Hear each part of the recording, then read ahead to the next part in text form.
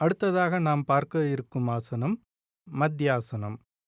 இந்த ஆசனத்தை நமக்கு செய்து காண்பிப்பவர் நமது தெய்வீக சகோதரர் பிரம்மாகுமார் டாக்டர் செல்வம் அவர்கள். மத்ச என்றால் மீன் என்று சமஸ்கிருதத்தில் பொருள் தரும். மீன் போன்ற நிலையில் இந்த ஆசனத்தை செய்ய வேண்டும்.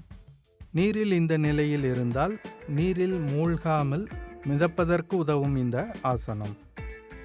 அதற்காகவே இந்த பெயர் பெற்றுள்ளது. செய்முறை: முதலில் தரையில் மல்லாக்கப்படுத்திக் கொள்ளுங்கள். கால் மற்றும் கைகளை நேராக வைத்து கொள்ளுங்கள். மெதுவாய் மூச்சு விட வேண்டும். இப்போது மெதுவாய் 2 முழங்கைகளை ஊன்றி உடலை மட்டும் தூக்குங்கள். இடுப்பு பகுதி தரையிலேயே இருக்க வேண்டும். பிறகு மார்பினை மேலே உயர்த்தி தலையை இப்போது தரையில் முட்டுங்கள். மெதுவாய் மூச்சை இழுத்து விடுங்கள். கழுத்திற்கு அதிக சிரமம் தராதவாறு பார்த்து கொள்ளவும். இப்போது மெதுவாய் மார்பை தரையில் பதித்து இயல்பு நிலையில் படுத்து கொள்ளுங்கள்.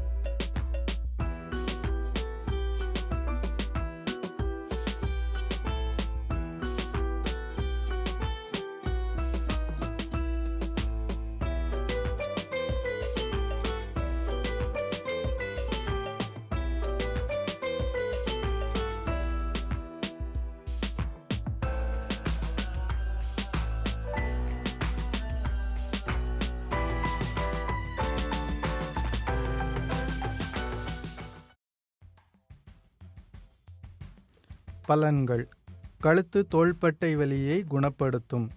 சுவாசத்தை சீர்படுத்தும். மார்புக்கூடு விரிவடையும். தைராய்டு சுரப்பிகள் நன்றாக இயங்கும்.